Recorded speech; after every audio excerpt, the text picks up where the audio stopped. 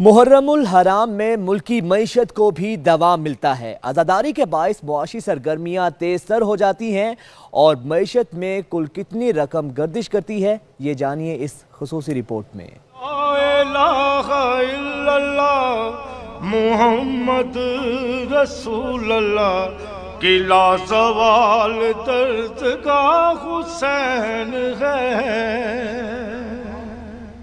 9 اور 10 محرم الحرام کو عام تعطیل ہوتی ہے، اس کے باوجود عشرہ محرم میں معیشت کا پہیہ سست ہونے کی بجائے کئی گنا تیزی سے گھومنے لگتا ہے۔ اس کی کئی وجوہات ہیں، جن میں نظر و نیاز ہے، سبیلیں، مجالس اعزاء اور دیگر رسومات عزاداری ہیں۔ کھانے پینے سے وابستہ تقریباً ہر صنعت، چھپائی، sound system, videography, photography, transport, بڑھئی، سونار، لوہار اور کپڑے سمیت کئی ایک انڈسٹریز میں تیزی آ جاتی ہے۔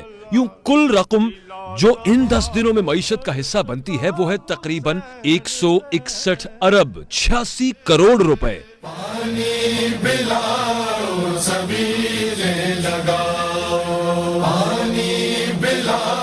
ملک بھر میں ہر سال اندازاً 2 لاکھ تعزیے بنائے جاتے ہیں۔ ایک تعزیے کی مالیت ہزاروں سے لے کر لاکھوں تک آتی ہے۔ اگر فی تعزیہ خرچ صرف 10,000 بھی لگا لیا جائے تو رقم بنتی ہے 2 ارب روپے۔ علم و ذوالجناح کی تعداد کا اندازہ لگانا کسی طور ممکن نہیں، ان پر خرچ کا انتہائی محدود اندازہ صرف 1 ارب روپے لگا لیتے ہیں۔ سلام یا حسین، سلام یا حسین۔ ملک کی آبادی کے نصف کو نکال کر بقیہ آبادی کے خاندانوں میں تقسیم کیا جائے تو 1,57,14,286 خاندان بنتے ہیں۔ پیمانہ ہے فی خاندان اوسطاً 7 افراد۔ اگر ہر فیملی نیاز پر صرف 500 روپے خرچ کرے تو یہ 7 ارب 86 کروڑ روپے بنتے ہیں۔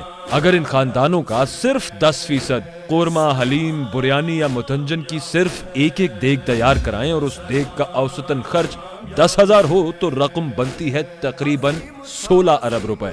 اور اب بات ملک میں بسے 2 کروڑ 20 لاکھ شیعہ مسلمانوں کی۔ کل اہل تشیع کے گھرانے بنتے ہیں 31,42,857۔ ہر اہل تشیع خاندان کم از کم ایک مجلس ضرور کراتا ہے۔